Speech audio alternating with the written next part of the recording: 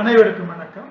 நம்முடைய at night physics by அப்படிங்கிற video சேனலுக்கு உங்கள் அனைவரையும் வரவேற்கிறேன். இன்றைய காணொலியில நம்ம பார்க்கப்படுது மின்காந்த அலைகள் அப்படிங்கிற பாடத்துல, அதாவது ஆங்கிலத்துல எலக்ட்ரோ மேக்னெட்டிக் வேவ்ஸ் அப்படிங்கிற சாப்டர்ல ஒரு கேள்வி பார்க்கப்படுறோம். அந்த கேள்வி objective type question MCQ. So 1/μ0ε0 இன் பரிமாணம் சரியா? 1/μ0ε0 நாலு விடைகள் கொடுத்திருக்கிறாங்க. தெரியுது L⁻⁻1, இரண்டாவது L²T⁻², மூணாவது L⁻⁻1T, நாலாவது L⁻⁻2T. சரியா? வேற பாத்தீங்கன்னு சொன்னா இந்த ப்ராப்ளம் நமக்கு ஒரு ஃபார்முலா இருக்கு. C = 1/√μ0ε0. சரியா? ε0ங்கிறது பெர்மிட்டிவிட்டின்னு சொல்லுவோம், μ0ங்கிறது பெர்மியபிலிட்டி அப்படின்னு சொல்லுவோம். இல்லையா? காந்த உட்புகுதிறன், இது வெளியீடுதல். சரியா?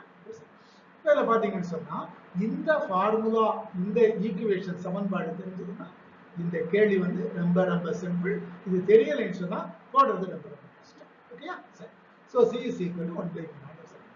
இது ரெண்டு பக்கம் வர்க்கம் எடுத்துன்னு வச்சுக்கோங்க. C² ஆயிரும். அந்த சைடு 1/, அந்த ஸ்கொயர் ரூட் போய் வர்க்கம் ஒன்று போய் μ0ε. ஆனா இப்ப நமக்கு சீனா என்னது சார்? மின்காந்த அலைகளை வேகம்னா ஃபார்முலா என்ன? தூரம் பை காலம். முதல்ல படிச்சிருக்கோம். சரியா? தூரம் பை காலம். அப்ப அதுக்கு டைமென்ஷன், பரிமாண ஃபார்முலா வாய்ப்பாடு என்ன சொன்னா L/T அல்லது L⁻⁻1.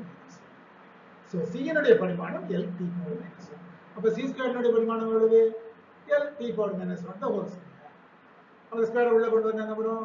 L²T⁻². Very very simple. இந்த ஃபார்முலா தெரிஞ்சதுன்னா ரொம்ப ஈஸியா போடலாம், தெரியலன்னா ரொம்ப கஷ்டம். ஓகேயா? ஸோ 1/μ0ε0 பரிமாணம் L²T⁻². நமக்கு கொடுக்கப்பட்ட விடைகள்ல இரண்டாவது, அதாவது answer B, option B is the right answer. சரிங்களா? ரொம்ப சிம்பிள் கொஸ்டின், பட் இந்த ஃபார்முலா மட்டும் தெரிஞ்சுக்கணும். ஓகேயா? இப்போ இது வரைக்கும் நம்ம இந்த மின்காந்த அலைகள் அப்படிங்கிற பாடத்துல 7 கேள்விகள் கொடுத்திருக்கிறோம். நம்ம அடுத்த காணொளியில வேறு ஒரு சாப்டர்ல இருந்து கணக்குகள், கேள்விகள் நம்ம பார்க்க போகிறோம்.